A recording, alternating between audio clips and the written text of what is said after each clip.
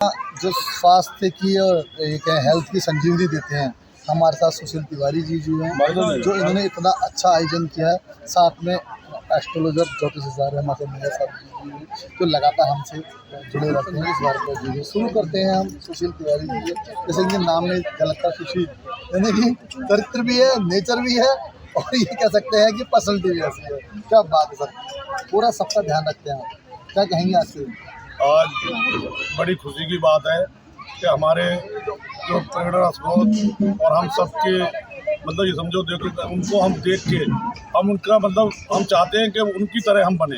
हमारे डीबी आहूजा साहब जो चीफ कमिश्नर इनकम टैक्स रहे हैं, उनका अभी पिछले महीने जन्मदिन था, मगर किसी वजह से आज उनका हम जन्मदिन जो है पार्क के अंदर हम मना रहे हैं। वो 98 के उम्र में उन्होंने प्रवेश किया है और उनका मानना है आहूजा साहब का कि भी मुझे जो आज ये इस उम्र में पहुंचा हूँ, मैं पार्क में जो रेगुलर मैं आता हूँ, वॉक करता हूँ, तो इस पार्क की मतलब मुझे देन है ये पार्क की वजह से।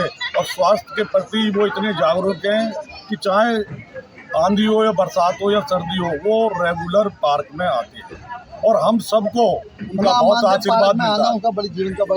बिल्कुल पार्क में जो आते हैं वो जो भी कोई अगर किसी के भी दिमाग में टेंशन रहती है, और उनका मानना है कि जो पार्क में कोई आता है तो वो सब उसको भूल जाता है और अपने स्वास्थ्य लाभ के लिए और सब मिलजुल के यहाँ पे बड़े प्रेम पूर्वक सैर करते हैं। और उन्होंने कहा कि इनको सबको एक बार मैं लंच कराना चाहता हूँ। तो आज जो लंच का जो आयोजन उनकी तरफ से किया गया है और सभी लोगों ने पार्क के, चाहे वो सुबह आते हैं शाम होते हैं, सब एक साथ आज लंच पे आए।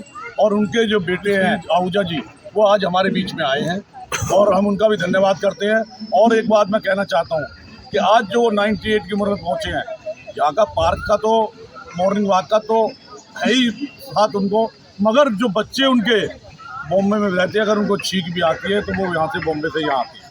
या मुझे याद है वो कई बार कहते हैं कि मैं बॉम्बे जा रहा हूँ, डॉक्टर को मुझे दिखाना है। तो मैं भगवान से प्रार्थना करूँगा कि ऐसे बच्चे हर माँ बाप को दें। आज अगर वो जो 98 की उम्र में पहुँचे हैं तो ऐसा नहीं है, उनके परिवार का भी बहुत बड़ा हाथ है। तो मैं बताना चाहता हूँ कि और हमेशा उनका पार्क में भी हम सब पर भी उनका आशीर्वाद है और हम चाहते हैं कि वो 100 वर्ष पूरे जब होंगे वो समय आएगा, हम फिर एक आहूजा साहब के बेटे से प्रार्थना करेंगे इसी तरीके से वो यहाँ पे जो है कार्यक्रम एक लंच का करेंगे। धन्यवाद, जय। क्या कहेंगे? सबसे पहले तो मैं बाबू जी को शुभकामनाएं देता हूँ कि इस देश में आकर भी उनके अंदर जो मैंने देखा इस तरीके से वो काम करते हैं, बात करते हैं, तो बहुत ही अच्छा है, आपकी बड़ी कृपा है। लेकिन वो पार्क आते हैं, सैर करते हैं, अपने स्वास्थ्य का ध्यान रखते हैं, लेकिन इस सारी चीज़ में ईश्वर का आशीर्वाद के साथ साथ मैं कहता हूं कि सुशील जी का इसमें बहुत बड़ा रोल है, क्योंकि जिस प्रकार से उन्होंने इस पार्क की सेवा करी है, इस पार्क को सुंदर बनाया है। मैं पिछले लगभग 15 साल से देख रहा हूं कि जिस प्रकार से रोज़ सुबह आना, 3-4 घंटे पार्क में देना, और पार्क में जिस चीज़ की कमी है, क्या व्यवस्था करानी है, क्या करनी है, तो इसका बहुत बड़ा श्रेय आज के कार्यक्रम का बाबू जी के साथ साथ मेरी तरफ से सुशील तिवारी जी को भी है।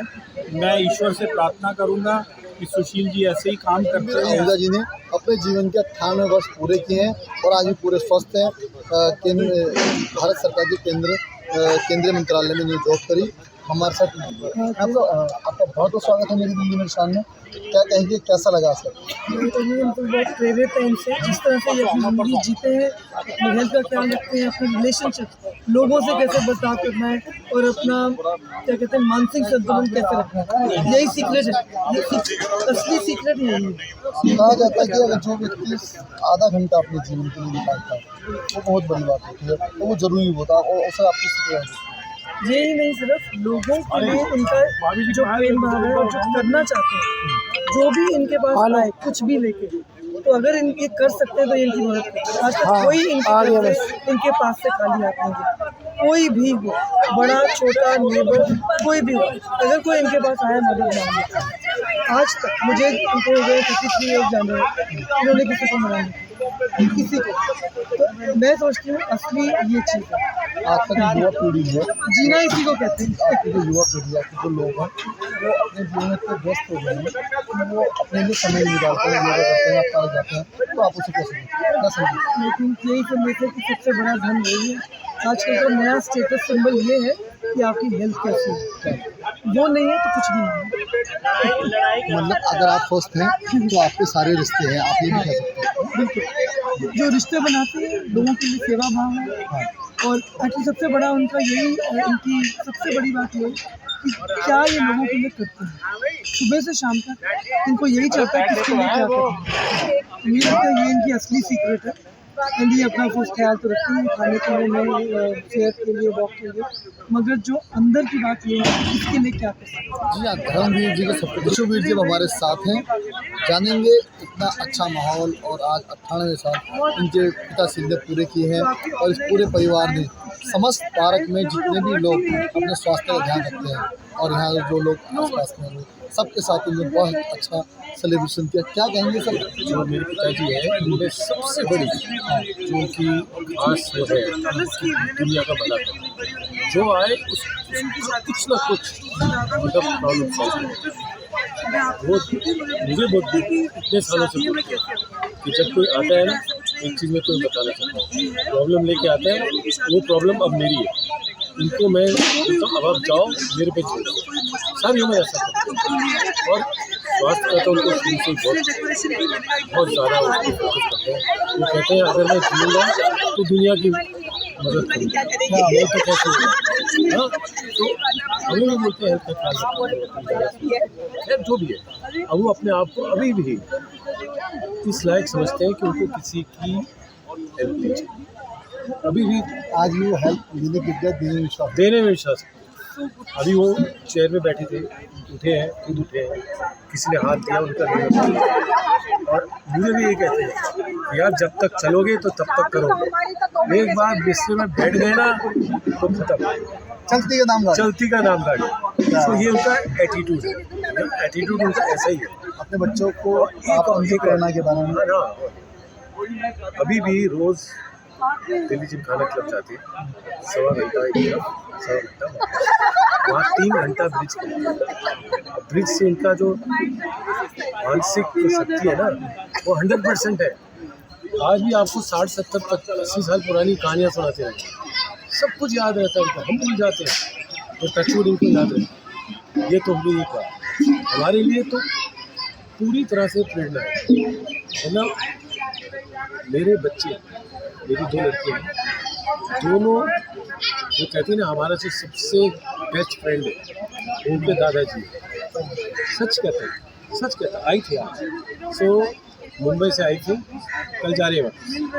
और उनको क्या है कि हमसे भी कई बार माता पिता से कई बार बच्चे बात नहीं करते पर और दादा दादी से बाबा करते हैं। हाँ, और दादी है नहीं, तो दादा तो उनके बेस्ट फ्रेंड है।